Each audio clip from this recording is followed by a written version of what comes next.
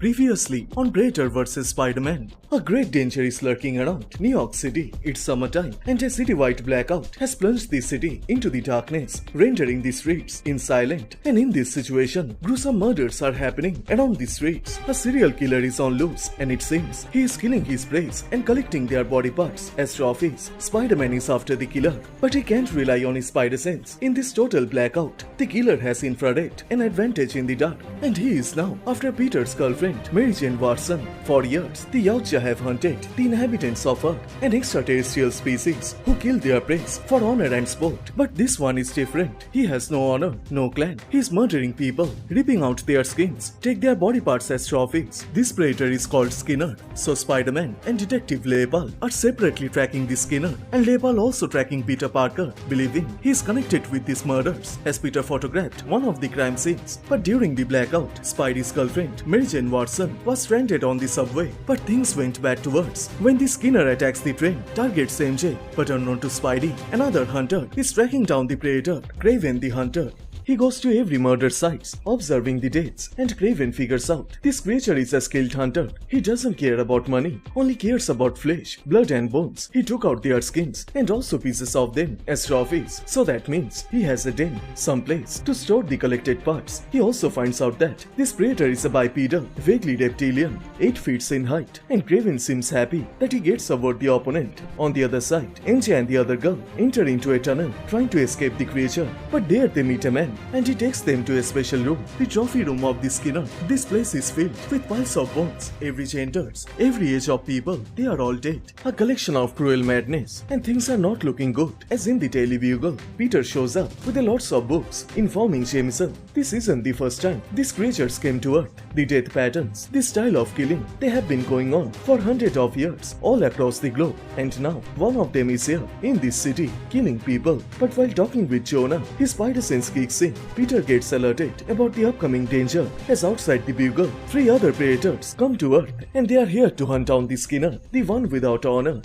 Welcome to Comicstube YouTube channel. In today's video, we will review Chapter 3 of Predator vs Spider-Man. You can get the previous part on this playlist. So if you guys are new here, please subscribe and turn on all the notifications to never miss any future uploads. Please like, comment and share. All the text and images are owned by its respected company. You can support them by purchasing it digitally or from any offline stores. The issue opens up in the Daily Bugle. Peter realizes there is something outside the window. Jonah gets panicked, and then the power comes. Peter knows they can't wait in here, so he takes Jameson, tries to leave the building. But Jameson doesn't want that. He has to publish more news about the serial killer and get famous. But Peter fears they are in danger, and outside, on top of the Bugle's roof, 3 predators are standing. They hook themselves, and with a perfect swing, they break into the office. Both Peter and Jameson hear the noise, so Peter decides to hold the creature, and leaving Jameson in the elevator, Peter quickly changes his suit.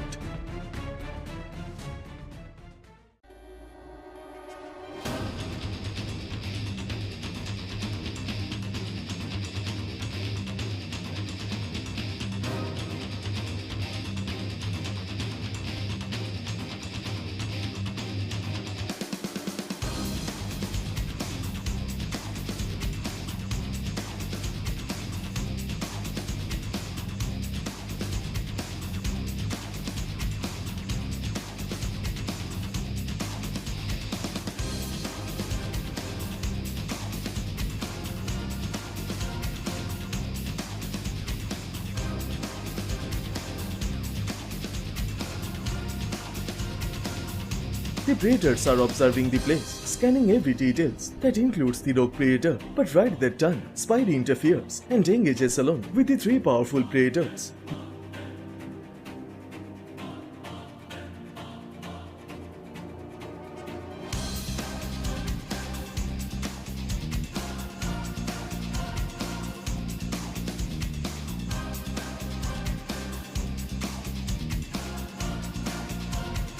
Meanwhile, in the city, the workers are trying their best to return the power again. They manage to repair a transformer, but just as they turn it on, the control panel gets hit by an arrow and it electrifies, destroys the transformer, killing the two workers. And the attacker is Kraven. He doesn't want power to come again. They used to stay in the dark, especially this Predator is active during the night time, and Kraven has to get it first before the Avengers show up. He will hunt this by all himself. Kraven knows this would take time and patience because this Predator is not a standard prey.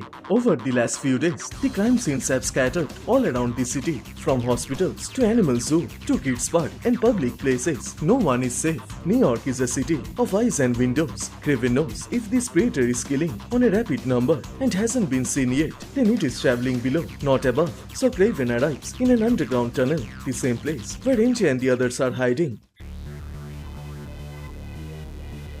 In the office room, the two girls are scared, worried if they are the next on the Predator's list. The man tells them to keep quiet and follow him. He knows a place to hide, but then they hear a voice. A girl is calling for help, but the man wants them not to listen to it. The killer is tricking them, throwing voices like a puppet man. But the girls then notice this man is taking them down, not up. And then they arrive into a room filled with rats. The Predator is coming. They are running out of time. So that man pushes the girls into that swamp. They scream in horror, but no one is here to save them. The rats cover them from head to toe. And then the Skinner appears. But he finds no traces of MJ and that other girl. He can track their heat signatures. And then it reveals that man is killed, impaled by the Skinner's blade.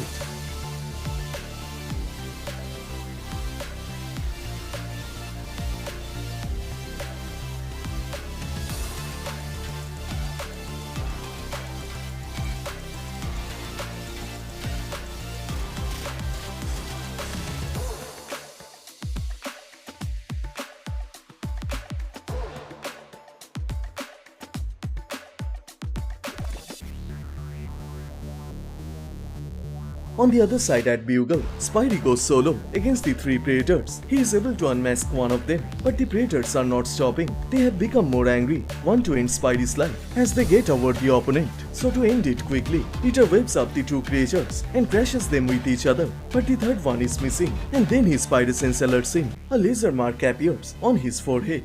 Outside, Jameson is waiting for Peter, but then a giant explosion occurs inside the office. Jameson gets panicked, seeing the whole office is destroyed, and a massive debris is about to crush Shona. But Detective Lepal shows up and quickly saves him. She is still tracking Peter, believing he is connected with the murders. But Jameson is more concerned about his office, which is totally ruined. But then they notice the debris fully waved up, and then a hand comes out of it, slicing the waves. Now this Predator is after Jonah and Lepal, and with this, the chapter 3 of Predator vs Spider-Man comes to a close. So which part you like the most? Please let me know on the comment section down below. And please like this video and do subscribe, as this will motivate me to make more contents. Thank you so much for watching. Everyone stay safe, and I will see you guys in the next one. Bye.